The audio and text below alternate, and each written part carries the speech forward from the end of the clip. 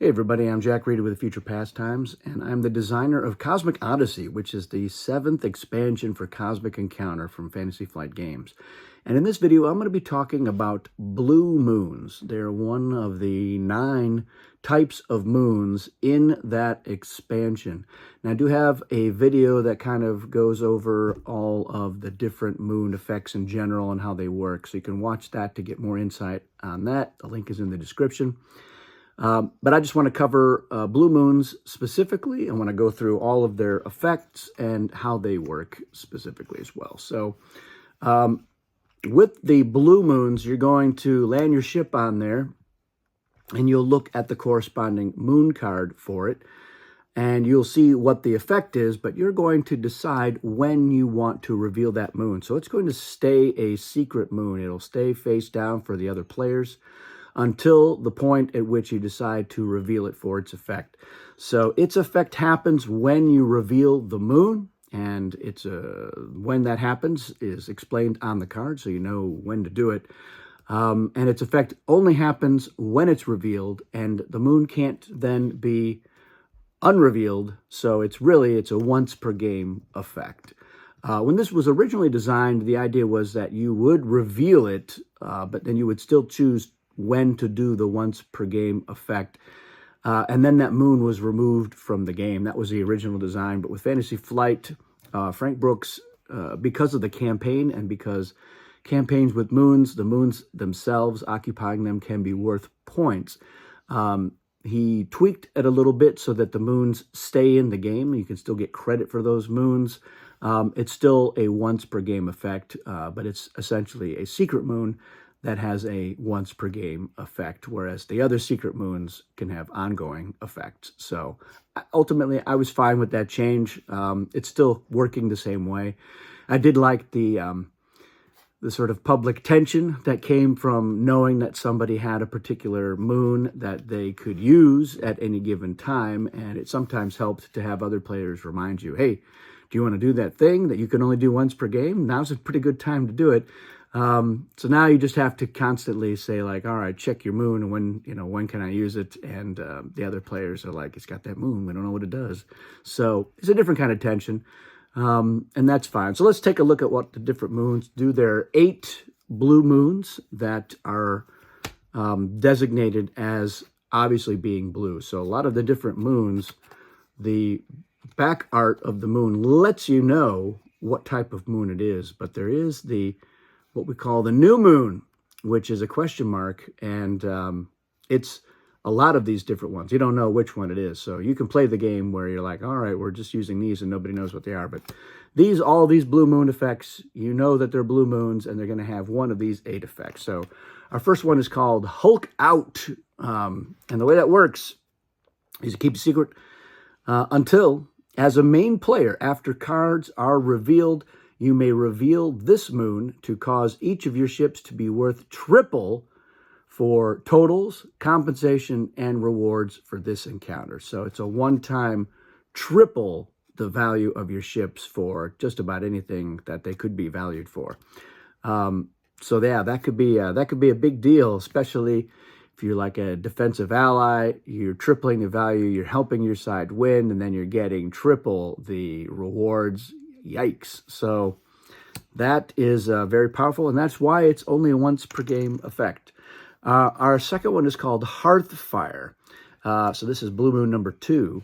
Keep secret until, at any time, you may reveal this moon to force all players who have your flare to give it to you. If nobody can, you may search the discard pile for it and take it. So it's a once per game effect to get your flare. Note that if you're playing the dual aliens, then there's 2 flares that you can get. So this will force anybody who's holding them to get it.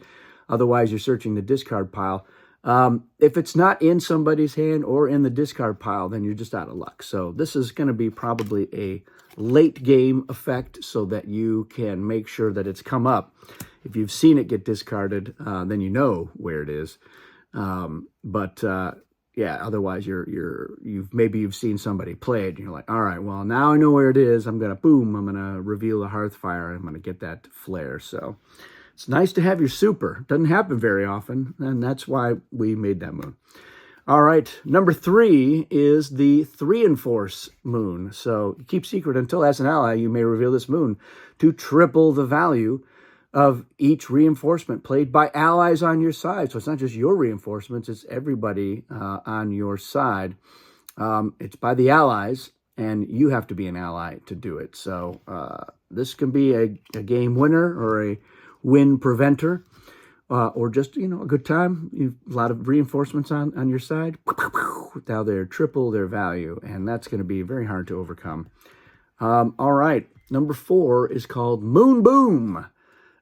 This is we're going to keep secret, and at any time you may reveal this moon to remove any moon from the game and send any ships on it to the warp. So yeah, there could be another moon in the game that has a very powerful ongoing effect, or maybe it's one of those cheesy moons that is driving you crazy, like the one where you have to be humming if you're not talking or breathing in or speaking in rhymes.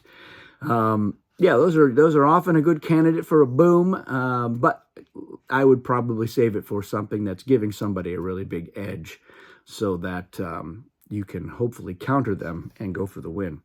All right, moon number 5 is called Inertia. So you're going to keep this a secret until at any time you may reveal this moon to force a player with the most foreign colonies to send all of their ships from a foreign colony to their other colonies. So you're slowing down the winner and giving yourself, hopefully, a fighting chance to catch up and go for the win. So that's a sneaky, nasty one.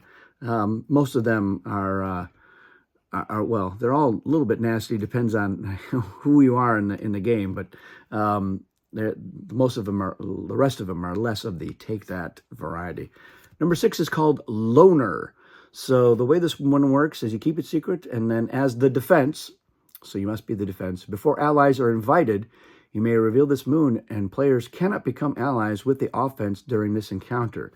So yeah, if everybody is teaming up and they drew your color in Destiny and they're like, great, we can go for this giant joint win where 5 of us beat the other 2 or whatever, you can reveal the Loner Moon and say, no, you're going to join the defense if you're going to be in this encounter, and you're going to prevent the one player from winning, hopefully, but we'll see how it goes.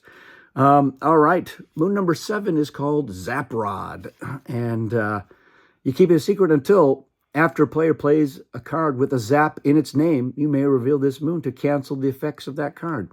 So this is likely going to stop you from being cosmic zapped, or maybe you've played a card zap that is going to really help you out, and somebody was thinking about zapping it. So it's a nice little insurance policy against being zapped.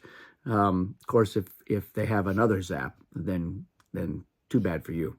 And then finally, our last one is called Blue Shift. So you're going to keep the secret, and as a main player, after cards are revealed, you may reveal this moon to add 3 to your total for each moon occupied by other players. So in a game, especially a high player count game, there's going to be a lot of moons in there. And so adding 3 to your total for each occupied moon, this is a great one to reveal after you're going for the win by yourself, because there's going to be a lot of players against you, and if they're occupying moons, then that's going to really help you out there. So that is the run of the blue moons, the 8 blue moons that, again, have the blue moon art on their back. So when these are dealt out, you know that the players have a blue moon attached to one of their planets.